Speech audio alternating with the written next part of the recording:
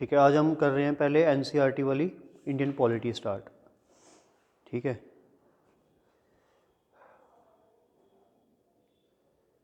तो Indian polity basically हम constitution of India इसके अंदर पढ़ते हैं। ठीक है, तो constitution of India civil services exam के लिए बहुत इम्पॉर्टेंट पार्ट है।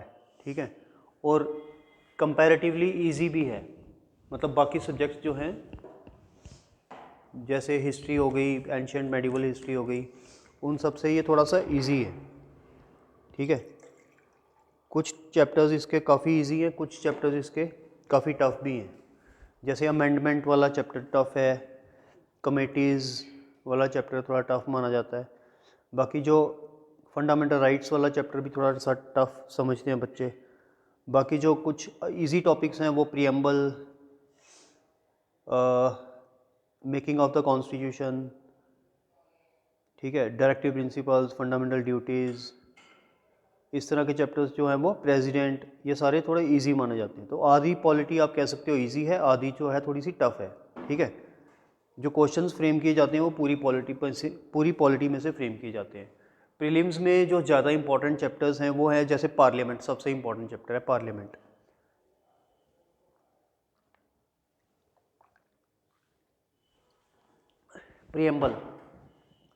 प्रीएम्बल एक और बड़ा इंपॉर्टेंट जो चैप्टर है वो इंपॉर्टेंट है।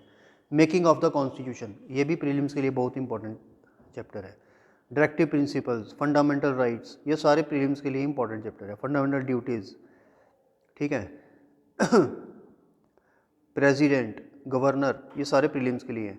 मेंस के लिए जैसे अमेंडमेंट कैसे की जाती है, प्रेसिडेंट गवर्नर के बीच में क्या डिफरेंसेस हैं, प्रेसिडेंट और गवर्नर की पावर विज़ा विज़ कंपेयर करना, then parts of the constitution, articles of the constitution, ये प्रीलिम्स के लिए।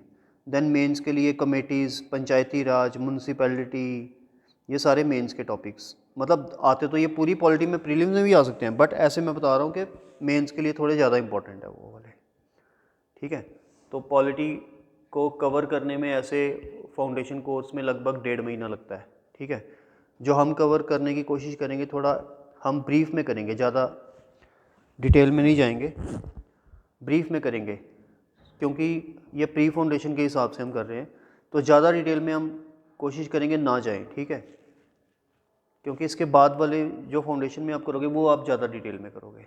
ठीक है, यहाँ पे हम थोड़ी ब्रीफ में करने की कोशिश करेंगे। ठीक है, समझने की कोशिश करेंगे पॉलिटी के चैप्टर्स कैसे कैसे हैं, क्या क्या इसमें बेसिक आइडिया क्या क्या कहा जा रहा है। ठीक है, तो इस तरह से आपकी पॉलिटी जो है वो 2 बारी हो जाएगी। ठीक है,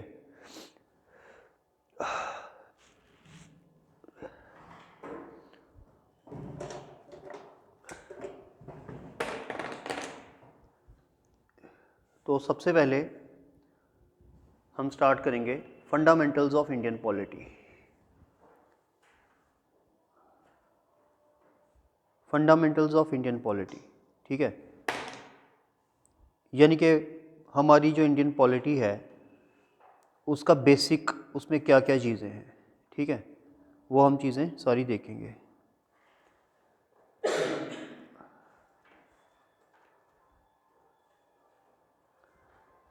तो फंडामेंटल्स के अंदर हम कुछ बेसिक फैक्ट्स देखते हैं। सबसे पहले तो फंडामेंटल्स ऑफ इंडियन पॉलिटी।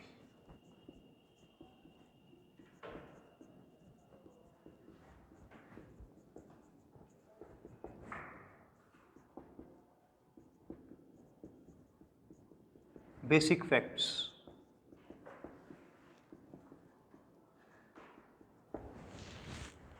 तो कुछ बेसिक फैक्ट्स हैं। सबसे पहले जो हमारा कॉन्स्टिट्यूशन है इसको हम बोलते हैं लिविंग कॉन्स्टिट्यूशन। कौन सा कॉन्स्टिट्यूशन? लिविंग। लिविंग क्यों बोला जाता है? दो ही चीज़ें होती हैं, लिविंग और डेड। तो डेड तो कह नहीं सकते, ठीक है ना। इनफैक्ट सारे वर्ल्ड के कॉन्स्टिट्यूशन लिविंग कॉन्स्टिट्यूशन है। जिस कॉन्स्टिट्यूशन में अमेंडमेंट हो सके वो लिविंग कॉन्स्टिट्यूशन है। अब अमेंडमेंट अगर आपको डिफ़िकल्ट वर्ड लग रहा है तो अमेंडमेंट का मतलब यहाँ पे सिंपल समझ लो चेंज, यानी कि टाइम के साथ साथ हर चीज़ चेंज होनी चाहिए। तो टाइम के साथ साथ कॉन्स्टिट्यूशन में भी चेंज आना चाहिए। ठीक है, फॉर एग्जांपल आज आर्टिफिशियल इंटेलिजेंस का टाइम है, ठीक है, तो आर्टिफिशियल इंटेलिजेंस के लिए लॉज तो हमारे पास है नहीं कॉन्स्टिट्यूशन में, तो वो लॉज कौन बनाएगा? आज की पार्लियामेंट। अब आज की पार्लियामेंट और 1950 की पार्लियामेंट में काफ़ी डिफरेंस था, 70 साल का डिफरेंस है, बल्कि 73 ईयर्स का डिफरेंस है। तो 73 ईयर्स में जो उन पार्लियामेंट वालों को पता था वो आज वालों को काफ़ी डिफरेंस है। तो तभी कहते हैं कि और आज से 70 साल के बाद जो उनको पार्लियामेंट होगी वो टोटली डिफरेंट होगी। कहने का मतलब ये कि टेक्नोलॉजी में जो चेंज आती है, सोसाइटी में जो चेंज आती है ना, सोसाइटी में भी चेंज आती है, ग्लोबलाइजेशन हो रहा है, टेक्नोलॉजी में भी चेंज आ रही है, ठीक है। पहले इंफॉर्मेशन टेक्नोलॉजी नहीं थी, अब इंफॉर्मेशन टेक्नोलॉजी भी है। तो सिमिलरली हमारे पास आईटी एक्ट भी है, इंफॉर्मेशन टेक्नोलॉजी एक्ट। तो इसलिए हर कॉन्स्टिट्यूशन में धीरे धीरे चेंज लानी पड़ती है, तभी कहते हैं कि लिविंग कॉन्स्टिट्यूशन। तो अगर प्रीलिम्स में कोई क्वेश्चन आए कि हमारा कॉन्स्टिट्यूशन लिविंग है या नहीं, तो आपने येस करना है। Number 2, it is sourced from constitutions of around 60 countries. 60 countries के कॉन्स्टिट्यूशन में से हमारा कॉन्स्टिट्यूशन बना है। कितने? 60, ठीक है, 60 कॉन्स्टिट्यूशन, ये याद रख लो, 60 नंबर याद रख लो। नंबर 3 पॉइंट इसका ये है कि ये हमारा कॉन्स्टिट्यूशन हैंड रिटन है। हैंड रिटन यानी कि हमारा कॉन्स्टिट्यूशन ना टाइप्ड नहीं है, जो ओरिजिनल कॉपी है इट इज़ मैन्यूस्क्रिप्ट। मैन्यूस्क्रिप्ट यानी it is handwritten. This is very important point, ठीक है। तो ये किसी भी बुक में आपको मिलेगा नहीं कि ये हैंड रिटन है या टाइप्ड है, तो वो टाइप्ड नहीं है, वो हैंड रिटन है, ठीक है। Then it is the lengthiest constitution of the world. हमारा कॉन्स्टिट्यूशन लेंथिएस्ट है, सबसे बड़ा कॉन्स्टिट्यूशन है पूरे वर्ल्ड का, ठीक है। लेंथिएस्ट क्यों है वो हम बाद में डिस्कस करेंगे, अभी के लिए सिर्फ इतना जान लो ये लेंथिएस्ट है। नेक्स्ट पॉइंट, कितने मेंबर्स ने कॉन्स्टिट्यूशन को साइन किया था? तो 283 मेंबर्स ने इस कॉन्स्टिट्यूशन को साइन किया था जब ये बना था। 283, ये नंबर याद रख लो, क्योंकि 283 मेंबर्स जो थे ये किसके मेंबर्स थे? कॉन्स्टिट्यूएंट असेंबली के मेंबर्स थे। किसके? Constituent assembly. अब ये कॉन्स्टिट्यूएंट असेंबली क्या होती है? कॉन्स्टिट्यूएंट असेंबली वो होती है कि जिसने पार्लियामेंट बनाया, ठीक है। देखो, सबसे पहले हमें आज़ादी मिली 1947 में। तो जब हमें आज़ादी मिली, ठीक है, तो उसके बाद हमने इलेक्शंस करवाए। पहले स्टार्टिंग में ये इलेक्शंस इनडायरेक्ट थे, इनडायरेक्ट इलेक्शंस, ठीक है। डायरेक्ट इलेक्शंस और इनडायरेक्ट इलेक्शंस कौन से होते हैं ये भी हम जब पॉलिटी पढ़ेंगे तो धीरे धीरे देखेंगे। तो ये इतना भी याद रख लो कि ये इनडायरेक्ट इलेक्शंस करवाए थे, इसलिए ताकि एक कॉन्स्टिट्यूशन बनाने के लिए हमें असेंबली चाहिए थी लोगों की जो कि कॉन्स्टिट्यूशन बनाए, ठीक है। अब कॉन्स्टिट्यूशन, देश आज़ाद हो गया, कौन बनाएगा? करोड़ों लोग हैं दुनिया देश में, वो तो बना नहीं सकते, एक लीडरशिप होनी चाहिए। तो लीडरशिप पहले इलेक्शंस कराने पड़ने थे, ठीक है, लेकिन इलेक्शन से पहले कॉन्स्टिट्यूशन होना चाहिए, वही इलेक्शन कराएगा ना कॉन्स्टिट्यूशन। तो कॉन्स्टिट्यूशन था नहीं, ठीक है। अंग्रेज़ों के लॉज थे हमारे पास, गवर्नमेंट ऑफ इंडिया एक्ट 1935 था हमारे पास सबसे बड़ा, लेकिन हम उसको यूज़ नहीं करना चाहते थे, हम अपना कॉन्स्टिट्यूशन बना के उसको यूज़ करना चाहते थे। अपना कॉन्स्टिट्यूशन था नहीं, इसलिए हमने उस टाइम की जो लीडरशिप थी उसकी इनडायरेक्ट इलेक्शंस करवाई, और इनडायरेक्ट इलेक्शन से हमारी कॉन्स्टिट्यूशन असेंबली बनी जिसमें 283 मेंबर्स थे। इस 283 मेंबर्स ने ये जिम्मेवारी ली कि हम कॉन्स्टिट्यूशन बनाएंगे। नाम से ही जाहिर है कि कॉन्स्टिट्यूएंट असेंबली, जो कि कॉन्स्टिट्यूशन बनाने के लिए बनी थी, ठीक है। तो इसने कॉन्स्टिट्यूशन बनाया। अब जब कॉन्स्टिट्यूशन बनाया तो 283 मेंबर्स तो बहुत होते हैं। अगर 283 लोग, लगभग 300 लोग इकट्ठे हो जाएं कहीं पे, तो उनमें झगड़ा ही होता रहेगा जब वो कॉन्स्टिट्यूशन बनाएंगे। तो फिर इसको बोलते हैं डिवीजन ऑफ लेबर। इन 283 लोगों ने अपने काम को डिवाइड कर लिया। तो जब भी कोई चीज़ कॉन्स्टिट्यूशन वगैरह बनाया जाता है तो जब काम को डिवाइड किया जाता है तो वो कमेटीज़ बनाई जाती है।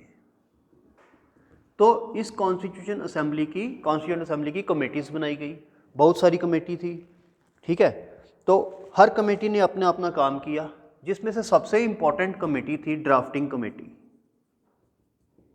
ड्राफ्टिंग कमेटी नाम से ही पता चल रहा है कि ये वो कमेटी थी जिसने हमारा कॉन्स्टिट्यूशन ड्राफ्ट किया था, ठीक है। अब दो इंपॉर्टेंट फैक्ट्स हैं यहाँ पे जो प्रीलिम्स में काम आने वाले हैं। नंबर 1, इस ड्राफ्टिंग कमेटी का सबसे पहले इस कॉन्स्टिट्यूशन असेंबली का प्रेसिडेंट कौन था? तो वो था डॉक्टर राजेंद्र प्रसाद। ये याद रख लो, doctor Rajendra Prasad was the president of the constituent assembly, जो बाद में हमारा प्रेसिडेंट भी बना। लेकिन हम तो ही कहते हैं कि हमारा कॉन्स्टिट्यूशन अम्बेडकर ने बनाया, तो वो इस ड्राफ्टिंग कमेटी का चेयरमैन था। तो इस ड्राफ्टिंग कमेटी का चेयरमैन था डॉक्टर BR अम्बेडकर, राइट। तो ये दो ऑब्जेक्टिव्स आप याद रख लो, ड्राफ्टिंग कमेटी का चेयरमैन जो था वो BR अम्बेडकर था और कॉन्स्टिट्यूएंट असेंबली का जो प्रेसिडेंट था वो था डॉक्टर राजेंद्र प्रसाद, ठीक है। ये कॉन्स्टिट्यूशन असेंबली बनी कब थी? 1946 में। 46 में इसलिए बनी थी क्योंकि हमें पता था इंडिपेंडेंस मिलने वाली है। जब आप हिस्ट्री पढ़ोगे तो आपको पता चल जाएगा कि गवर्नमेंट ने अगस्त ऑफर दी थी 1946 में, और उसने ये कहा था कि जल्दी ही आपको इंडिपेंडेंस दे दी जाएगी, ठीक है। तो वो इंडिपेंडेंस हमें 15 अगस्त 1947 को मिल गई थी, ठीक है।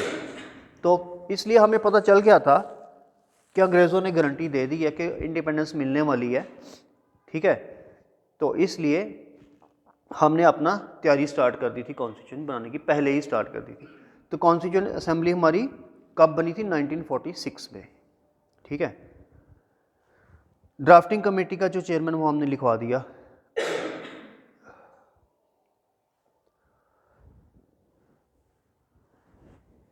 ठीक है। अब इतना आपको पता होना चाहिए कॉन्स्टिट्यूशन होता क्या है। Constitution is a fundamental law of the land. क्या होता है? Fundamental law of the land, ठीक है। Fundamental law of the land, ठीक है। अभी तक आपने क्या देखा? अभी तक आपने ये देखा कि बेसिक फैक्ट्स जो कॉन्स्टिट्यूशन के लिए होते हैं वो आपने देखे कि एक कॉन्स्टिट्यूशन बनाने के लिए कॉन्स्टिट्यूशन असेंबली चाहिए। हमारी जो कॉन्स्टिट्यूशन असेंबली थी 1946 में बनी थी, ठीक है। और उसमें हमने 47 में इंडिपेंडेंस मिली थी, 46 में कॉन्स्टिट्यूशन असेंबली बनी थी। ये मैंने लिखा था इंडिपेंडेंस का। तो जब ये बनी तो हमने डिवीजन ऑफ लेबर किया, कमेटीज़ बनाई, जिसमें सबसे इंपॉर्टेंट कमेटी थी ड्राफ्टिंग कमेटी, जिसका चेयरमैन था BR अम्बेडकर, ठीक है। और हमने ये देखा कि हाँ, इलेक्शंस इसके इंडायरेक्ट थे। हमने ये देखा कि लिविंग कॉन्स्टिट्यूशन है, सोर्स फ्रॉम 60 कंट्रीज़ है, 60 कंट्रीज से बना है और लेंथीएस्ट कॉन्स्टिट्यूशन है। और कितने मेंबर से? 283 मेंबर्स थे, ठीक है। ये ऑब्जेक्टिव्स में बहुत इंपॉर्टेंट चीज़ें हैं, ठीक है। तो कॉन्स्टिट्यूशन होता क्या है? Fundamental law of the land, fundamental law of the land. अब अगर देश में बोला जाए कि सबसे पावरफुल कौन है, तो एक चीज़ हम देख लेते हैं, सबसे पावरफुल कौन है। आपको चॉइस देता हूं, prime minister, president, parliament, constitution, people of India. तो आपके पास चॉइस होगी 1 2 3 4 5 या ABCDE। तो किसको टिक करोगे? वेरी गुड, शाबाश। किसने बताया आपको? Yes, intelligent. हाँ, तो पीपल ऑफ इंडिया ने ही कॉन्स्टिट्यूशन बनाया है। जैसा कि मैंने कहा कि हमने जब कॉन्स्टिट्यूशन बनाना था तो हमें इतना पता था कि लोगों ने कॉन्स्टिट्यूशन बनाना है, लेकिन 1 करोड़ लोग कॉन्स्टिट्यूशन नहीं बना सकते, ठीक है। उसके लिए हमें लीडरशिप चाहिए। लीडरशिप किसने दी? जो हमने इनडायरेक्ट इलेक्शंस कराए, 283 मेंबर्स बन गए, तो उन्हीं ने ही कॉन्स्टिट्यूशन असेंबली। लेकिन हम ये कह सकते हैं कि 283 मेंबर्स जो थे, हालांकि वो इनडायरेक्टली इलेक्टेड थे, but they were the representatives of the people, right और not? They were the representatives of the people, ठीक है ना। इवन आज का जो इंडिया का प्रेसिडेंट है वो इनडायरेक्टली इलेक्ट होता है, लेकिन उसको हम बोलते हैं he is the representative of the people, ठीक है ना। तो इसका मतलब ये हुआ कि कॉन्स्टिट्यूशन बनाया किसने? पीपल ऑफ इंडिया ने। तो सबसे पावरफुल क्या हुआ? पीपल ऑफ इंडिया ही हुए, ठीक है। इसके बाद नेक्स्ट इंपॉर्टेंट होता है कॉन्स्टिट्यूशन, क्योंकि कॉन्स्टिट्यूशन के अंदर ही पार्लियामेंट है, पार्लियामेंट के अंदर ही प्रेसिडेंट और प्राइम मिनिस्टर है, ठीक है। इनफैक्ट प्रेसिडेंट जो होता है वो पार्लियामेंट का एक पार्ट होता है, ये हम बाद में देखेंगे, ठीक है। तो अब हम देखते हैं कि कितने तरह के दुनिया में कॉन्स्टिट्यूशन है। दुनिया में दो तरह के कॉन्स्टिट्यूशंस होते हैं, written and unwritten types of constitution.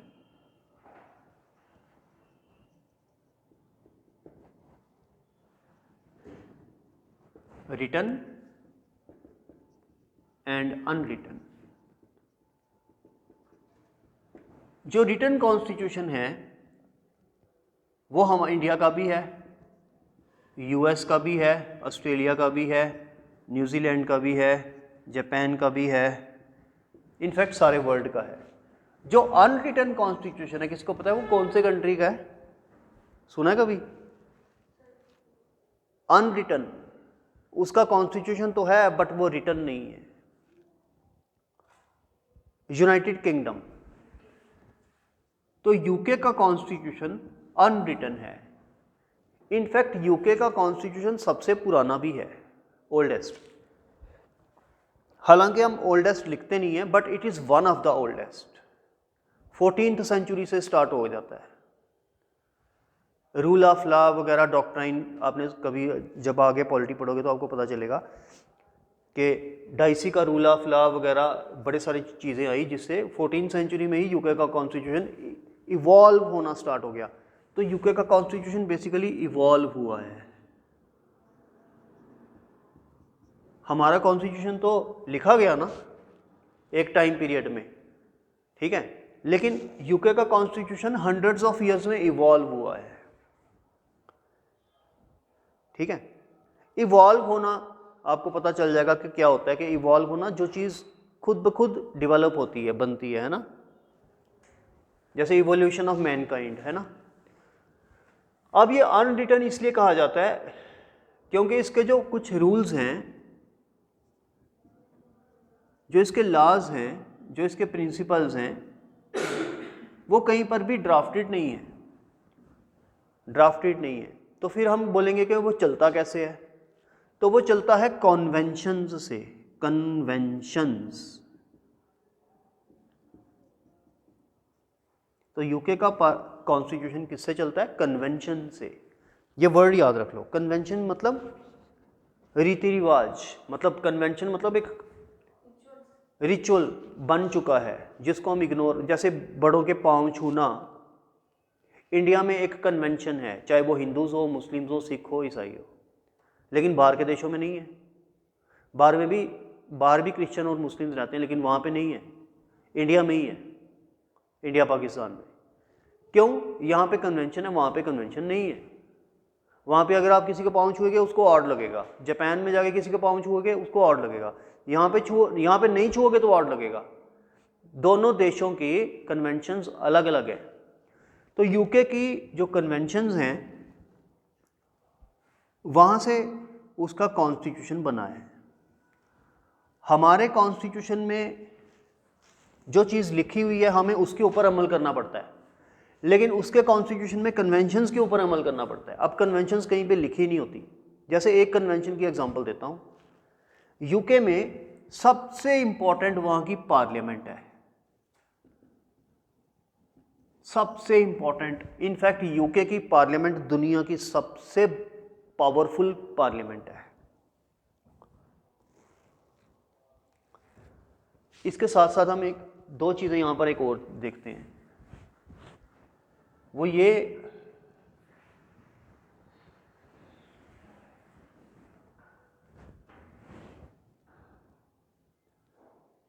कि गवर्नमेंट जो है वो जब फंक्शन करती है वो तीन चीज़ों से गवर्नमेंट बनती है। नंबर 1 एग्जीक्यूटिव, नंबर 2 लेजिस्लेचर और नंबर 3 जुडिशरी। गवर्नमेंट चाहे पूरे वर्ल्ड में कोई भी देश लगा लो, उसकी गवर्नमेंट इन तीन चीज़ों से बनेगी, एग्जीक्यूटिव, लेजिस्लेचर और जुडिशरी।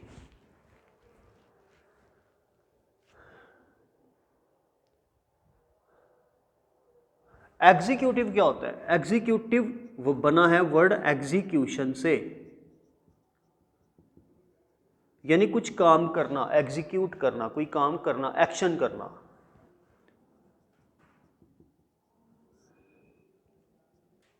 हमारे देश में या किसी भी देश में जो वहाँ की मिनिस्ट्रीज होती हैं, मिनिस्टर्स, वो कॉम्बिनेशन में हम उनको प्लूरल में बोलते हैं एग्जीक्यूटिव। जैसे home minister, defence minister, external affairs ministry, ठीक है, सारी मिनिस्ट्रीज मिलाकर जो हम बोलते हैं वो बोलते हैं एग्जीक्यूटिव। यानी आज की डेट में इंडिया की बात करें तो मोदी, अमित शाह, राजनाथ सिंह, ये सारे जो मिनिस्टर्स हैं इंक्लूडिंग द प्राइम मिनिस्टर, ये इसको हम कोलेक्टिवली बोल सकते हैं एग्जीक्यूटिव। ये बहुत पावरफुल होता है। जितने भी आईएएस ऑफिसर्स होते हैं सारे इनके अंडर होते हैं, ये टॉप पे होते हैं ministers, including the prime minister, home minister, defence minister, law minister, tribal affairs minister, railway minister, ठीक है। तो ये टॉप पर होते हैं, इसको हम कोलेक्टिवली बोलते हैं एग्जीक्यूटिव, इसको भूलना नहीं, ठीक है। अब कल को अगर मैं 10वीं क्लास में 10th, हमारी पॉलिटी की 10th क्लास चल रही होगी, उसमें पूछूंगा एग्जीक्यूटिव क्या है, आपको याद होना चाहिए, ठीक है, इसको भूलना नहीं है। Executive is an organ of the government which is endowed with the responsibility of executing the work of the legislature, ठीक है। अब लेजिस्लेचर समझना पड़ेगा वो क्या है, ठीक है, क्योंकि इसकी डेफिनेशन में ये भी आ रहा है। लेजिस्लेचर वो चीज होती है कि जहां पे लॉ बनता है, लॉ मेकिंग, जहां पे कानून बनता है। जैसे ट्रिपल तलाक का कानून बना, मैरिज एक्ट बना, 370 को तोड़ा गया, ये सारे लॉज जो बने हैं ये कहां पे बने हैं? लेजिस्लेचर में। लेजिस्लेचर को सिंपल मीनिंग में बोले तो पार्लियामेंट, राइट। कभी कानून बनता है तो हम ये बोलते हैं कि मोदी ने कानून बनाया, नहीं, मोदी अकेला कानून नहीं बना सकता। इनफैक्ट सारे के सारे मिनिस्टर्स भी मिल जाएं, 50 मिनिस्टर्स भी मिल जाएं, तो वो भी कानून नहीं बना सकते। कानून बनाने के लिए पार्लियामेंट का बैठना जरूरी है, ठीक है। कानून बनाने के लिए पूरी पार्लियामेंट की सिटिंग जरूरी है, ठीक है। अब इस पार्लियामेंट के अंदर कौन लोग होते हैं? MPs, members of parliament. अब वो एमपीज जो हैं वो दो तरह के होते हैं, एक तो रूलिंग पार्टी के, यानी कि जो पार्टी रूल कर रही है, जैसे बीजेपी रूल कर रही है, और इसके जो एनडीए में साथी हैं बीजेपी के 13-14 साथी हैं, आई थिंक 15-16 साथी हैं, वो सारे के सारे रूलिंग पार्टी में आएंगे क्योंकि वो रूल कर रहे हैं, उनकी गवर्नमेंट है, उनके मिनिस्टर्स हैं। और दूसरा होता है ओपोजिशन पार्टीज, जैसे कांग्रेस है या बाकी पार्टीज हैं, ठीक है। तो पार्लियामेंट के अंदर दो तरह की पार्टीज होती हैं, एक तो रूलिंग पार्टीज और दूसरा ओपोजिशन पार्टीज। जब ये इकट्ठे बैठेंगे, रूलिंग पार्टी भी और ओपोजिशन पार्टी भी, तो कानून बनेगा, ठीक है। अब इसमें से जो रूलिंग पार्टी है, एग्जीक्यूटिव उसी में से निकल के आएगा। ठीक है, क्या कहा मैंने कि जो रूलिंग पार्टी है एग्जीक्यूटिव उसी में से निकल कर आएगा। ओपोजिशन में कभी भी, ओपोजिशन से कभी भी एग्जीक्यूटिव नहीं आता, समझे? एग्जीक्यूटिव कहां से आता है? रूलिंग पार्टी से। ठीक है, अब रूलिंग पार्टी में सपोज करो पार्लियामेंट के आज की मेंबरशिप है 545, टोटल मेंबर्स कितने हैं? 545। उसमें से 270 लगाओ रूलिंग पार्टी के हैं, मेजॉरिटी। अब क्या 270 के 270 एग्जीक्यूटिव में आएंगे? तो फिर कौन आएंगे? रूलिंग पार्टी के। तो मैंने कहा कि रूलिंग पार्टी के 270 हैं, तो क्या सारे के सारे एग्जीक्यूटिव में आएंगे? बाकी के तो नहीं आएंगे, जो ओपोजिशन में है वो तो नहीं आएंगे, सीधी सी बात है। लेकिन रूलिंग पार्टी वाले क्या वो सारे के सारे आएंगे या कुछ आएंगे? कुछ आएंगे। कौन से? सर जो मतलब होंगे, क्या होंगे? सर जो उसके हेड मतलब हेड होंगे। किसके हेड?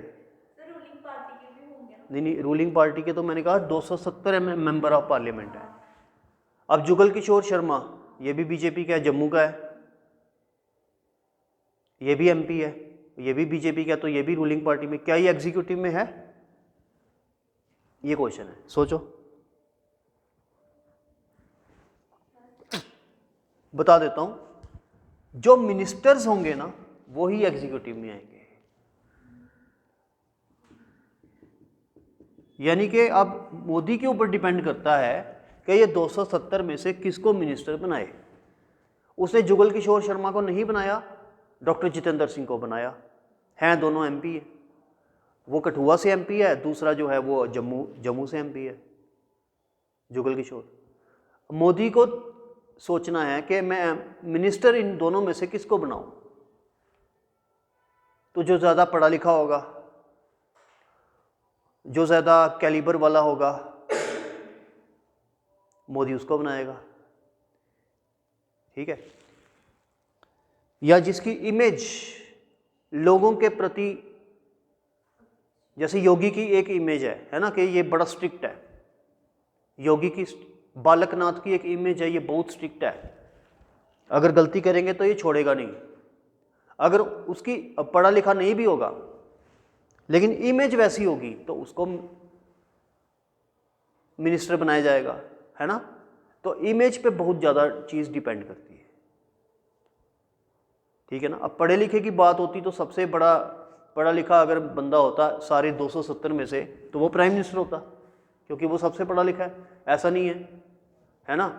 तो इसलिए इमेज सबसे मैटर, मोदी की इमेज सबसे ज़्यादा अच्छी थी, इसलिए मोदी प्राइम मिनिस्टर बना। ठीक है, तो अब आप बोलोगे एग्जीक्यूटिव किसको बनाया जाता है? 270 में से कुछ ही 100 के करीब लगभग टोटल मिनिस्टर्स होंगे, या 100 भी नहीं होंगे, 70 होंगे, तो बाकी क्यों नहीं है? इमेज।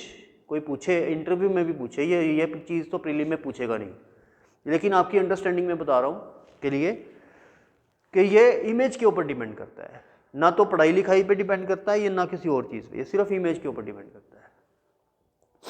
अगर आपके ऊपर कोई क्रिमिनल केस FIR हो गई और वो साबित हो गए, आपने जुर्म किया, आप जेल में चले गए, फिर आपकी इमेज गई, फिर आप कोई मिनिस्टर नहीं बन सकते, इनफैक्ट आप इलेक्शन में नहीं लड़ सकते, है ना? तो ये आपने देखा, समझ लिया एग्जीक्यूटिव क्या होता है, लेजिस्लेचर क्या होता है, समझ लिया? कि और डिटेल में समझो, हो गया? अब देखते हैं जुडिशरी। तो judiciary supreme court, high court, high courts rather, supreme court, high courts and lower courts. Lower courts में डिस्ट्रिक्ट कोर्ट्स आती हैं एंड अदर लोअर कोर्ट्स आती हैं। तो जितनी भी देश में हाई कोर्ट्स हैं, लोअर कोर्ट्स हैं और सुप्रीम कोर्ट है, इसको बोलते हैं कोलेक्टिवली जुडिशरी। तो गवर्नमेंट के किसी भी दुनिया में चले जाओ, किसी भी देश के 3 ऑर्गन्स होते हैं, एग्जीक्यूटिव, लेजिस्लेचर एंड जुडिशरी। अब एक चीज़ समझ लो, ये तीनों अपना इंडिपेंडेंट काम करते हैं। लेजिस्लेचर अपना इंडिपेंडेंट काम करता है, क्या काम करता है? Law making. एग्जीक्यूटिव का काम क्या है ये मैंने बताया नहीं आपको। इम्प्लीमेंटेशन ऑफ लॉ,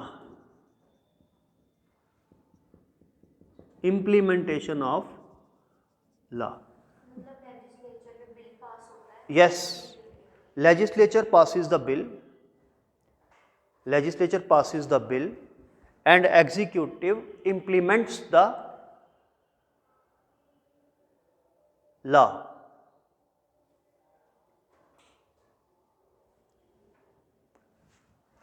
ठीक है, अब एक और चीज देख लेते हैं इसके साथ जो आई, वो बिल और लॉ में क्या फर्क है।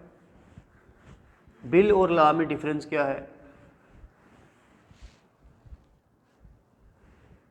तो बिल होता है जो कि पार्लियामेंट के अंदर, यानी कि अगर पॉलिटी की लैंग्वेज में बात करें तो हम बोल सकते हैं कि लेजिस्लेचर के अंदर पहले इसका फर्स्ट स्टेप है स्टेप इंट्रोडक्शन, पहले वो इंट्रोड्यूस होता है। ये बिल कोई भी इंट्रोड्यूस कर सकता है, रूलिंग पार्टी वाला बंदा भी या फिर ओपोजिशन का बंदा भी। ठीक है, ये बात याद रखना, ये बिल कोई भी इंट्रोड्यूस कर सकता है, रूलिंग पार्टी वाला भी एंड ओपोजिशन वाला एमपी भी।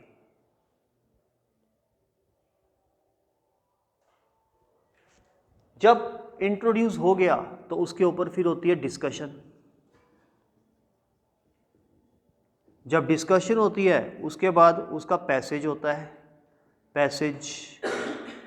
पैसेज यानी पासिंग इन ईदर हाउस।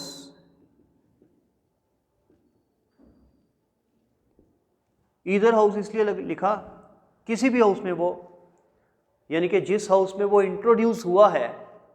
देखो, बिल को इंट्रोड्यूस करने के लिए एक हाउस में इंट्रोड्यूस करना होता है, या लोकसभा या राज्यसभा।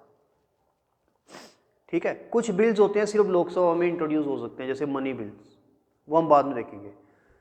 तो जिस हाउस में पहले इंट्रोड्यूस हुआ है पहले उसमें पास होना, उसी में पास होगा ना जिसमें इंट्रोड्यूस हुआ है, फिर वो दूसरे में जाएगा, फिर दूसरे में पास होगा। जब दोनों हाउसेज में पास हो जाएगा तो फिर जाएगा वो किसके पास, प्रेसिडेंट के पास। तो प्रेसिडेंट उसको क्या करेगा, यस दे देगा। अगर यस मिल जाएगी तो पांचवा स्टेप आएगा, बिल जो है अब वो बिल नहीं रहा, वो क्या बन गया, लॉ। कब बना, जब प्रेसिडेंट ने उसको यस दी। तो हमने ये देखा कि पैसेज कैसे होता है लेजिस्लेचर के अंदर बिल का। पहला introduction of the bill in any house. Sir ये बनाता मतलब कोई पार्लियामेंट मतलब जो बिल बनाता है वो तो बिल फॉर एग्जांपल देखो, बिल जो बनना है, फॉर एग्जांपल एक ओपोजिशन का बंदा है, वो चाहता है कि मैं ये बिल पास करूं। ठीक है, तो वो ड्राफ्टिंग होती है बिल की, वो ड्राफ्टिंग करने के लिए उसको वकीलों की हेल्प लेनी पड़ती है। ड्राफ्टिंग का एक, अगर तो बंदा एमपी खुद ही वकील है, वो खुद भी लिख सकता है। ठीक है, एडवोकेट। अगर वो खुद, जैसे बी आर अम्बेडकर खुद ही पढ़ा लिखा था तो उसने खुद ही सारा कॉन्स्टिट्यूशन अपने हाथ से लिखा। ठीक है, लेकिन अब सारे इतने पढ़े लिखे एमपीज नहीं होते, तो जो इतने पढ़े लिखे नहीं होते तो वो लीगल ल्यूमिनरीज की हेल्प ले सकते हैं। लीगल ल्यूमिनरीज मतलब लीगल बंदे, तो जिसको नॉलेज हो, उसने सिर्फ बोलना है कि मेरे बिल में ये होना चाहिए। ठीक है, तो वो फिर ड्राफ्टिंग करा लेते हैं किसी लीगल बंदे से, वो एडवोकेट भी हो सकते हैं। अगर बिल जो है वो मनी बिल टाइप का है जिसमें पैसा इन्वॉल्व है तो वो सीए भी बना सकता है बिल, चार्टेड अकाउंटेंट। तो मतलब ये डिपेंड करता है। अगर बिल थोड़ा मेडिकल टाइप का है, हेल्थ से रिलेटेड है, तो वो कोई डॉक्टर भी बना सकता है, कि डॉक्टर को पता होता है ना अंदर की हॉस्पिटल्स में क्या चाहिए, हेल्थ सेक्टर में क्या चाहिए, तो एक्सपर्ट जो है वो बिल बना देता है। अब देखो, एक आप एमपी हो, एमपी की बहुत पावर होती है। एमपी अपने घर किसी को भी बुलाए, एक्सपर्ट को, डॉक्टर को बुलाए, सीए को बुलाए, एक सीए को बुलाएगा 15 सीए आ जाएंगे बिल लिखने के लिए। एक वकील को बुलाएगा 100 वकील आ जाएंगे लिखने के लिए, अच्छे से अच्छा वकील आ जाएगा। आप जम्मू में बैठ के टॉप का जो वकील है, नाम नहीं लूँगा यहाँ पे, तो उसको बुलाओगे ना, एमपी अगर बुलाएगा, एमपी बुलाएगा तो आ जाएगा वो वकील। तो वो बोलेगा यार ये मेरा बिल ड्राफ्ट कर दोगे, वो कहेगा हाँ जी क्यों नहीं करूँगा, कर देगा, वो फ्री में भी कर देगा, तो वो हो जाती है। दूसरा, ये बिल ड्राफ्ट करने के लिए आईएएस ऑफिसर्स जो होते हैं, सेक्रेटरीज, जैसे होम सेक्रेटरी, कैबिनेट सेक्रेटरी, ये भी हेल्प करते हैं। ठीक है। तो IAS ऑफिसर्स, एडवोकेट्स या CAs या डॉक्टर्स वगैरह, ये सारे लोग बिल को ड्राफ्ट करने में MP की हेल्प करते हैं। जब बिल ड्राफ्ट हो जाता है तो फिर उसको वो पार्लियामेंट में पेश कर देते हैं, ठीक है। ये ऐसे होता है। फिर उसके ऊपर डिस्कशन होती है, फिर अगर एक हाउस में पास हो जाए फिर दूसरे में जाता है। अब सपोज करो एक में पास हो गया, दूसरे में पास नहीं हुआ, फिर क्या होगा? फिर वो लेप्स हो जाएगा, फिर वो प्रेसिडेंट के पास जाएगा ही नहीं। अगर दोनों में पास होगा फिर वो प्रेसिडेंट के पास जाएगा, ठीक है। प्रेसिडेंट उसको यस देगा। अगर हो सकता है कि प्रेसिडेंट उसको यस ना दे, प्रेसिडेंट के पास ऑप्शन होती है यस, नो या विद होल्ड। विद होल्ड यानी रोक लेना, अभी ना मैंने हाँ की ना मैंने ना की। तो सबसे बड़ी प्रेसिडेंट की पावर ये विद होल्डिंग की होती है, क्योंकि वो कोई टाइम लिमिट सेट नहीं है कि कब तक विद होल्ड कर सकता है। हो सकता है कि वो 5 साल विद होल्ड ही करी रखे, तो तब तक तो पार्लियामेंट ही डिसॉल्व हो जाएगी। 5 साल की टर्म होती है ना पार्लियामेंट की। तो ये चीज़ें आप आगे जाके देखोगे, पैसेज ऑफ द बिल, अभी नहीं, ठीक है। तो प्रेसिडेंट अगर यस दे दे तो जिस डेट को वो यस देगा, एसेंट बोलते हैं उसको, एसेंट देगा, उस दिन से वो बिल नहीं रहेगा, लॉ बन जाएगा, ठीक है। ये है। तो हमने देखा लेजिस्लेचर अपना काम करती है, एग्जीक्यूटिव, अच्छा जब ये लॉ बन गया अब काम स्टार्ट हो गया। अब ये काम लेजिस्लेचर का खत्म हो गया काम लेजिस्लेचर का। अब एग्जीक्यूटिव का काम स्टार्ट हो गया। अब एग्जीक्यूटिव ने क्या करना है? इस लॉ को इम्प्लीमेंट कराना है। कैसे? फॉर एग्जांपल अगर ट्रिपल तलाक पहले लॉ नहीं था तो पहले कोई ट्रिपल तलाक बोलता था, तलाक हो जाता था। अब कोई वीमेन कंप्लेंट लेके जाएगी कि मैंने ट्रिपल तलाक नहीं करवाना, ये लॉ के अगेंस्ट है, ठीक है। तो वो किसके पास जाएगी? पुलिस में। पुलिस के पास पावर है। अब वो बंदे को, मतलब पहले नहीं थी पावर, अब पावर आ गई। पावर कैसे आई? क्योंकि कानून बन गया। कानून कहाँ बना? पार्लियामेंट में। अब आम बंदा तो ना तो पार्लियामेंट में जाएगा, ना ही वो मिनिस्टर के पास जाएगा, वो तो पुलिस में जाएगा। पुलिस को पावर किसने दी? होम मिनिस्टर ने। होम मिनिस्टर कौन है? अमित शाह। तो अमित शाह को पावर किसने दी? जो कानून पास हुआ है ना, यानी कि कानून किसने पास किया? लेजिस्लेचर ने। और अब एग्जीक्यूटिव का काम स्टार्ट हो गया। एग्जीक्यूटिव यहाँ पे कौन है? मिनिस्टर। तो मिनिस्टर ने क्या करना है? उस लॉ को इम्प्लीमेंट होने के लिए एंश्योर करना है, ठीक है ना। अब डिफरेंट मिनिस्टर है। अगर वो लॉ होम मिनिस्टर के अंडर आता है तो होम मिनिस्टर उसको लगवाएगा, इम्प्लीमेंट कराएगा। अगर वो लॉ फॉरेस्ट मिनिस्टर के अंडर आता है तो वो फॉरेस्ट वाला अपने अंडर वो उसको इम्प्लीमेंट कराएगा। अगर वो एक्सटर्नल अफेयर का लॉ बनाए कोई कि हम चीन के साथ बात नहीं करेंगे, पाकिस्तान के साथ बात नहीं, तो फिर एक्सटर्नल अफेयर्स वाला अपने तरीके से उसको इम्प्लीमेंट, मतलब हर डिपार्टमेंट का अलग अलग लॉ का पूरा सिस्टम बना होता है। होम मिनिस्टर के अंडर सारी की सारी इंडिया की पुलिस आती है, ठीक है ना। एक्सटर्नल अफेयर के अंडर सारे कंट्रीज़ के डिप्लोमेट्स, हाई कमीशन, वो सारा कुछ आता है। जो फॉरेस्ट मिनिस्टर है उसके अंडर सारे ये रेंजर्स, ये वो फॉरेस्ट के गार्ड, वो ये सारा कुछ पूरा उसका system, assistant conservation of forest, सारा उसके अंडर आता है। तो हर एक मिनिस्टर जो है वो एग्जीक्यूटिव है, ठीक है ना, अपने अपने सेक्टर का, ठीक है। और जुडिशरी जुडिशरी का क्या काम है? ये थोड़ा सा डिफरेंट है। आपने देख लिया एग्जीक्यूटिव का काम, लेजिस्लेचर का काम। अब जुडिशरी का काम ये है, सबसे पहले ये देखना कि लॉ जो बना है वो कॉन्स्टिट्यूशन के अकॉर्डिंग बना है या कि कॉन्स्टिट्यूशन के बाहर तो नहीं बन गया। कि हमारे देश में लिखा हुआ है कि सेकुलर, हमारा देश सेकुलर होना चाहिए, और हम पास कर रहे हैं हिंदू राष्ट्र का लॉ, तो हो सकता है कि सुप्रीम कोर्ट बोल दे इट इज़ अनकॉन्स्टिट्यूशनल। जब सुप्रीम कोर्ट ये बोल देगी, अगर प्रेसिडेंट ने यस दे दी तो सुप्रीम कोर्ट ने ये बोल दिया उसके बाद दिस लॉ इज अनकॉन्स्टिट्यूशनल, तो वो लॉ वहीं कैंसिल हो जाएगा, चाहे प्रेसिडेंट ने एसेंट दे दी तब भी। सुप्रीम कोर्ट की इतनी पावर है कि बने बनाए लॉ को जिसको प्रेसिडेंट ने एसेंट दे दी उसको भी कैंसिल कर सकती है, अनकॉन्स्टिट्यूशनल बोल सकती। क्यों? क्योंकि वो एग्जामिन करेगी कि कॉन्स्टिट्यूशन के अकॉर्डिंग नहीं है। ये सबसे ऊपर तो कॉन्स्टिट्यूशन है ना, प्रेसिडेंट से भी ऊपर है वो। तो प्रेसिडेंट ने अगर ऐसे लॉ को एसेंट दे दी जो कि कॉन्स्टिट्यूशन के ही अगेंस्ट है, तो फिर सुप्रीम कोर्ट बैठी हुई है ये देखने के लिए कि कोई ऐसा लॉ तो नहीं बन रहा कि जो कॉन्स्टिट्यूशन के अगेंस्ट है। अब सुप्रीम कोर्ट को ये पावर किसने दी? खुद कॉन्स्टिट्यूशन ने दी। सुप्रीम कॉन्स्टिट्यूशन ने ये बोला कि जुडिशरी ये देखेगी कि every law is enacted according to the constitution of India. तो जब सुप्रीम कोर्ट को इतना बोल दिया तो सुप्रीम कोर्ट है गार्डियन ऑफ द कॉन्स्टिट्यूशन। मतलब सर अगर एग्जीक्यूट हो गया उसके बाद भी सुप्रीम बिल्कुल तो लेजिस्लेचर के बाद जैसे तो सुप्रीम कोर्ट बिल्कुल सुप्रीम कोर्ट कभी भी अपना काम कर सकती है। लेजिस्लेचर ने अपना काम कर दिया, एग्जीक्यूटिव ने अपना काम कर दिया, तो सुप्रीम कोर्ट तब भी अपना काम कर श्योर करने के लिए लेजिस्लेचर के बाद सुप्रीम कोर्ट के पास भेजना चाहिए ना? नहीं, ऐसा नहीं है। सुप्रीम कोर्ट का ये एक चीज़ याद रखो, सुप्रीम कोर्ट तब अपना काम स्टार्ट करती है जब उसके पास कोई एप्लीकेशन जाती है। वो एप्लीकेशन लेकर जाता है आम आदमी। जैसे 370 के ऊपर लॉ बना, कैंसिल हो गया स्टेटहुड। अब उसके ऊपर ये उमर अब्दुल्ला, फारूक अब्दुल्ला, इन सब ने सुप्रीम कोर्ट में केस किया है ना, जो कि ये केस हार गए कल परसों। तो इन्होंने केस किया कि ये जो लॉ बनाया ये अनकॉन्स्टिट्यूशनल है, क्योंकि हमको ये बोला गया था कि 370 आपको वो स्पेशल स्टेटस देगी। सुप्रीम कोर्ट ने ये ऑब्जर्व किया कि वो जो लॉ था 370 का वो टेम्परेरी था, इसलिए आपका जो केस वो बनता ही नहीं है। तो वो परसों जजमेंट आई है, वो केस ये हार गए हैं। उसमें इन्होंने अब सबसे देश के तगड़े तगड़े वकील खड़े किए हुए थे, कपिल सिब्बल जिसमें था,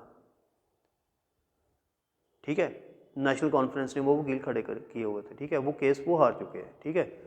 तो सुप्रीम कोर्ट खुद काम नहीं करती है, खुद सुप्रीम कोर्ट के पास काम एप्लीकेशन देनी पड़ती है। अब ऐसा कोई सिस्टम नहीं रखा हुआ कॉन्स्टिट्यूशन ने कि पहले प्रेसिडेंट यस करे उसके बाद वो केस सुप्रीम कोर्ट में जाए, ऐसा नहीं है, ठीक है ना, क्योंकि प्रेसिडेंट ने एसेंट दे दी, वो काम वहीं ख़त्म हो गया। अब वो सुप्रीम कोर्ट के पास केस तब जाएगा जब कोई लेके जाएगा, ऑटोमेटिकली उसको बोलते हैं सुओ मोटो की पावर। सुओ मोटो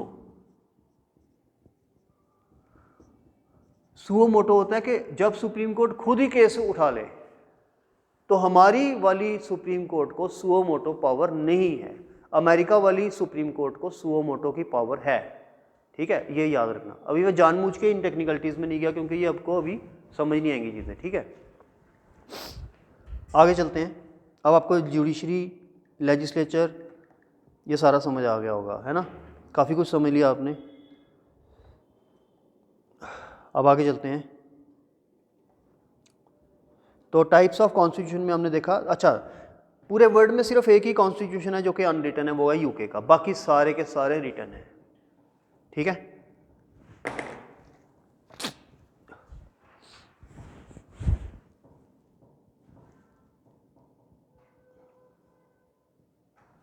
बाकी सारे के सारे जो हैं वो रिटन है।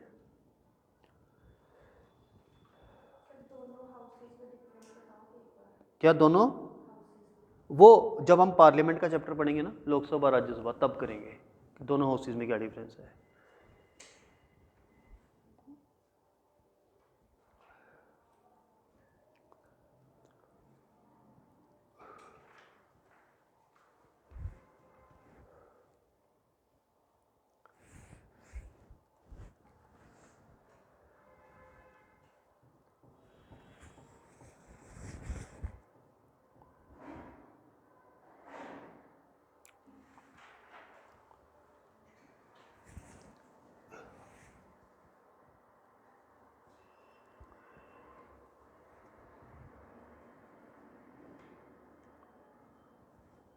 ठीक है, अब हम आते हैं sources of the Indian constitution.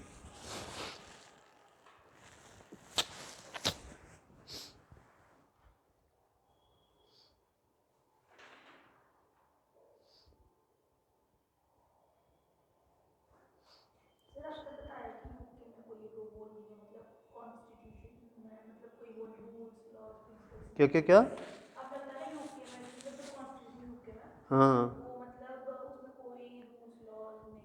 हाँ हाँ हाँ। तो सर मतलब वहाँ पे मतलब फिर कैसे होता है, मतलब अब देखो यूके कॉन्स्टिट्यूशन में अगर ज़्यादा डीप में जाएंगे तो उसमें ये मैं बता देता हूँ आपको कि ऐसा भी नहीं है कि वो टोटली अनरिटन है। कुछ आप बोलो कि नंबर ऑफ पेजेस कितने हैं, तो 10-12 पेजेस ऐसे कहते हैं कि 10-12 पेजेस हैं उसके, बट वो 10-12 पेजेस गिनने में नहीं आते ना, इसलिए उसको अनरिटन बोलते हैं। ठीक है, तो इसलिए उसको जनरली अनरिटन ही बोलते हैं। हमारा कॉन्स्टिट्यूशन में तो पता नहीं 1000 से भी ज़्यादा पेज है, तो वो 10-12 पेज तो ऐसे ड्राफ्टिंग हो गया ना थोड़ा सा, इसलिए उसको अनरिटन ही बोलते हैं। ठीक है, और ये भी आपको बताऊं, यूके के कॉन्स्टिट्यूशन से पूरे वर्ल्ड के कॉन्स्टिट्यूशंस बने हैं। जो कि खुद अनरिटन है, उसके कॉन्स्टिट्यूशन से पूरे वर्ल्ड के कॉन्स्टिट्यूशन बने हैं। पार्लियामेंट्री सिस्टम वहीं से आया है, क्योंकि कन्वेंशंस है, क्यों इतनी पुरानी कन्वेंशंस है। वहाँ पे मोनार्की थी पहले, वहाँ पे क्वीन एलिजा, वो क्वीन वगैरह का रूल था, किंग वगैरह का। उसके बाद वहाँ पे फिर पार्लियामेंट्री सिस्टम, वहाँ से दुनिया का सबसे ओल्डेस्ट और सबसे strongest parliamentary form of government UK से आया है। हमने भी वही अडॉप्ट किया पार्लियामेंट्री। क्यों? क्योंकि हमारे ऊपर भी 300 साल उन्होंने रूल किया, और वो भी पार्लियामेंट वाला रूल किया। हालांकि यहाँ पे पार्लियामेंट नहीं थी, बट सिस्टम ऑफ गवर्नमेंट वही था, लेजिस्लेचर, एग्जीक्यूटिव और जुडिशरी वाला। ठीक है, यह आगे जाके आपको समझ आएगा।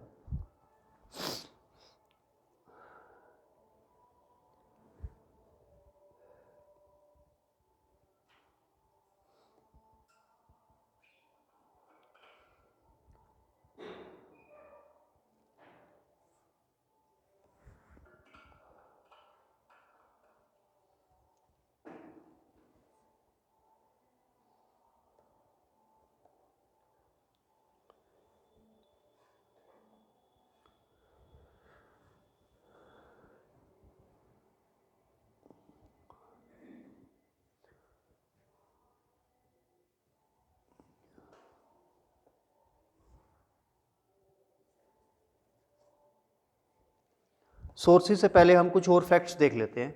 फैक्ट्स अबाउट इंडियन कॉन्स्टिट्यूशन, उसके बाद हम सोर्सेज करेंगे।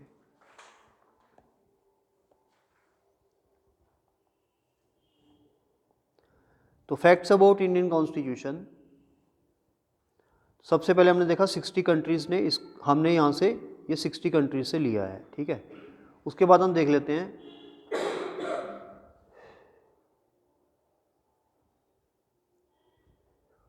कॉन्स्टिट्यूएंट असेंबली के बारे में देख लेते हैं। तो टोटल 283 मेंबर्स ने इसको साइन किया था। अब it came into being, our constitution came into being on 26 Jan 1950। कब बना? Came into being 26 January 1950। Came into being, ये डेट याद रख लो, केम इनटू बीइंग 26 जनवरी 1950। यह डेट इसलिए दी जाती है क्योंकि 26 जनवरी 1930 में पूर्ण स्वराज रेजोल्यूशन पास किया था इंडिया में। ये डेट क्यों दी जाती है 26 जनवरी की? इनफैक्ट हमारा जो कॉन्स्टिट्यूशन था वो रेडी हो गया था 26 नवंबर 1949 को। इनफैक्ट हमारा जो कॉन्स्टिट्यूशन था वो 26 नवंबर 1949 को रेडी हो गया था। बट एक्चुअली में क्या हुआ, ये केम इनटू बीइंग हुआ 26 जनवरी 1950 को। तो क्यों हमने इस 2 महीने वेट किया? इस डेट को हमने क्यों इसको केम इनटू बीइंग, हालांकि कुछ पार्ट हमने इसी डेट से स्टार्ट कर दिया, लेकिन कुछ पार्ट हमने इस डेट को स्टार्ट किया, कौन सी, वो अभी हम देखेंगे। ऐसा क्यों है 2 महीने का गैप? क्योंकि जवाहरलाल नेहरू, इसने पूर्ण स्वराज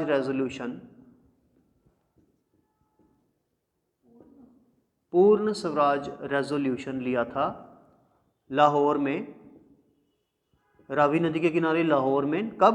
1930 में। उसने कहा था कि अब हमारा एम है पूर्ण स्वराज प्राप्त करना अंग्रेज़ों से। 1930 में ये इसने कहा था,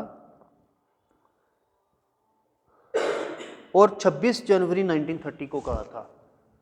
कब कहा था? 26 जनवरी 1930 को कहा था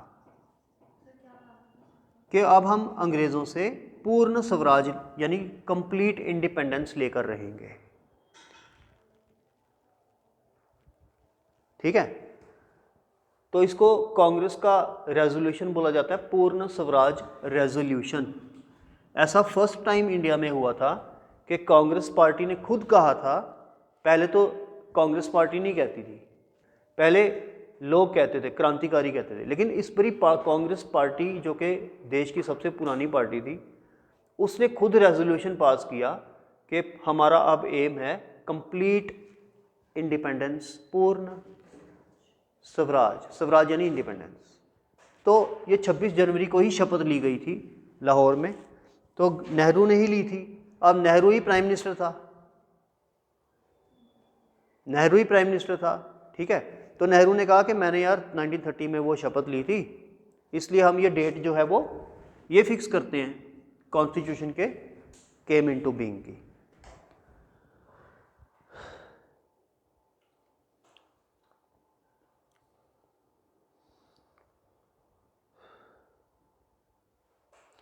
इस डेट को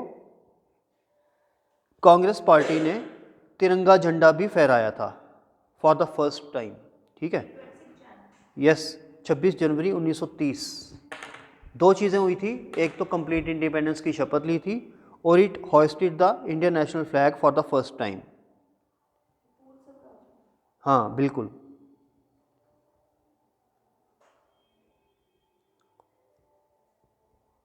तो टोटल टाइम कितना लगा कॉन्स्टिट्यूशन बनने में? हमने देखा कॉन्स्टिट्यूशन असेंबली 1946 में बन चुकी थी, तो 2 years 11 months 17 days, 2 years 11 months and 17 दिन, 2 years 11 महीने 17 दिन के कॉन्स्टिट्यूशन को पूरा बनने में कितना टाइम लगा? 2 years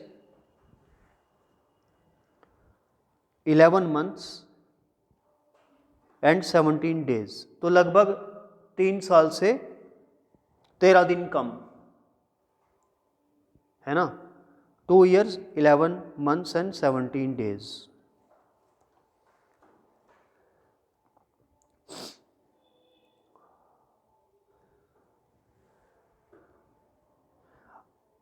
अब हम देखते हैं हमारा नेशनल एंथम के बारे में कुछ। तो हमारा नेशनल एंथम हमारा लिखा किसने है? जनगण मन बाय रविंद्रनाथ टैगोर। ठीक है, लैंग्वेज किस में लिखा है? ओरिजिनल जो लिखा गया था ये बंगाली में लिखा गया था, लेकिन बाद में इसको हिंदी में ट्रांसलेट किया गया। किसने ट्रांसलेट किया? आबिद अली, आबिद अली, ABID, आबिद अली। मुस्लिम ने ही ट्रांसलेट किया है, आबिद अली इसने ट्रांसलेट किया। कब किया?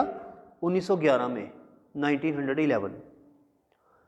और इसको पहली बार गाया कब गया? फर्स्ट संग इन 1911।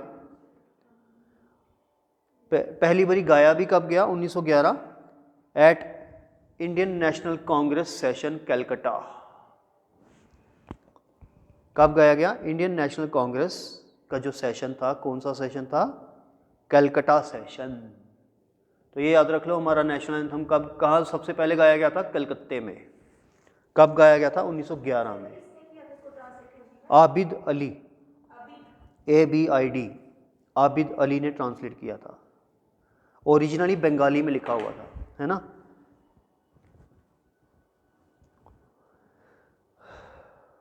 और हमने इसको अपना नेशनल एंथम बनाया कब?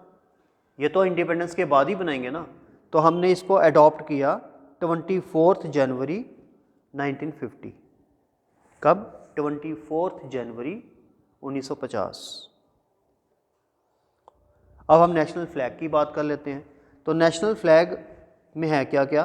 ट्राई कलर है in order of saffron, white and green. ठीक है, ये तो आपको पता ही है, सैफरन, वाइट एंड ग्रीन।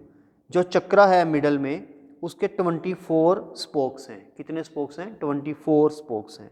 और ये कंसेप्चुलाइज किसने किया था? ये जी कंसेप्चुलाइज किया था पिंगाली वेनक्या, पिंगैली, PINGALI, पिंगैली वेनक्या, VENAK इन्होंने कंसेप्चुलाइज डिज़ाइन बनाया था। पिंगाली वेनक्या, VENKAYY।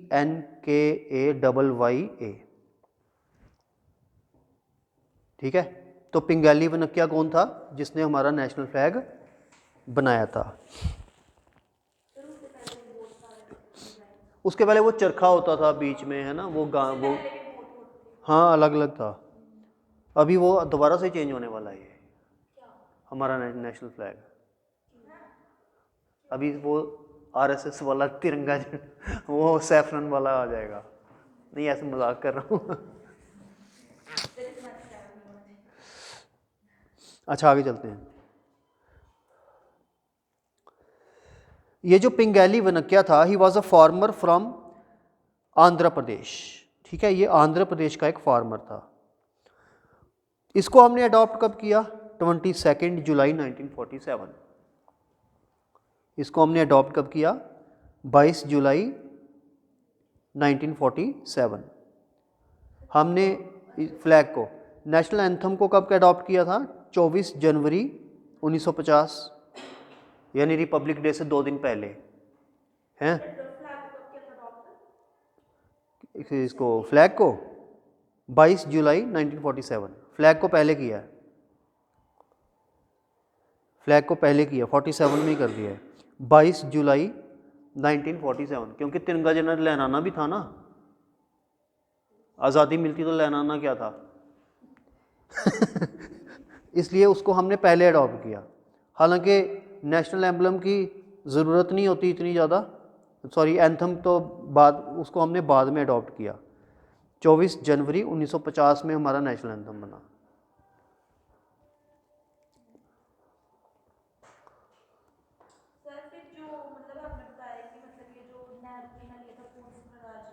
हाँ जी।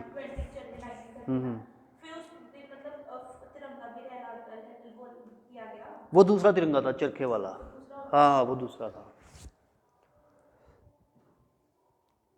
उसकी तो फोटो भी है, अगर आप देखोगे ना तो फोटो भी आपको मिल जाएगी, वो दूसरे वाला था। अच्छा अब हम चलते हैं आगे। नेशनल सॉन्ग, तो नेशनल सॉन्ग हमारा कौन सा है? वंदे मातरम। वंदे मातरम है हमारा national song, written by BC Chatterjee, Bankim Chandra Chatterjee. ठीक है, अब ये बंकिम चंद्र चटर्जी ने ये वंदे मातरम सॉन्ग लिखा है, ठीक है ना, ये एक नॉवल में था, एक इसकी नॉवल है, नॉवल पता ना क्या होती है? Story book. तो ये नॉवल का नाम था आनंद मठ, बड़ी मशहूर नॉवल है इसकी। नॉवल से ये गाना आया है वंदे मातरम।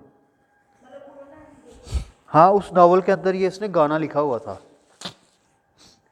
नॉवल होती है ना 500 पेज 400 पेज की, बहुत मोटी नॉवल होती है। आनंद मठ की एक नॉवल थी, बहुत इंपॉर्टेंट नॉवल है ये आनंद मठ, BC चटर्जी ने लिखी थी, बंगाली था ये भी,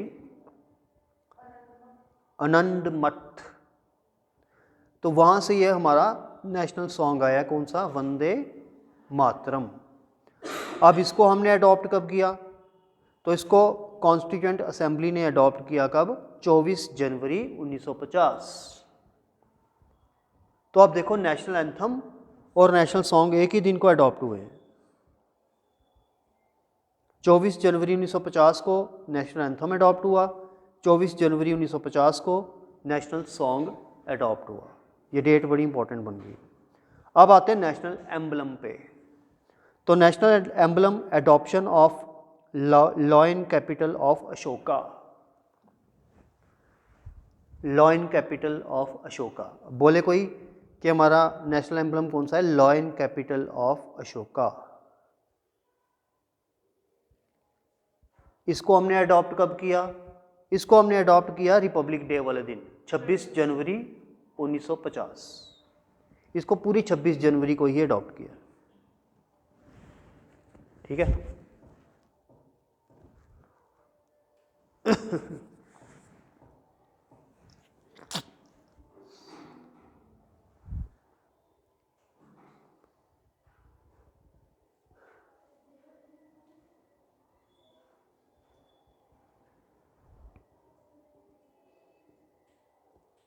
ठीक है, ये पॉलिटी का हो गया। तो 1 घंटा हमने इसको देना था, अब हम देंगे न्यूज़पेपर को, ठीक है। समझ आ गया ना पॉलिटी का? कुछ क्वेश्चन तो नहीं है? आपने आज मतलब ज्योग्राफी की क्लास की है हाँ तो सर 6 बजे तक हम कैसे लगाएंगे? 1 सेकेंड।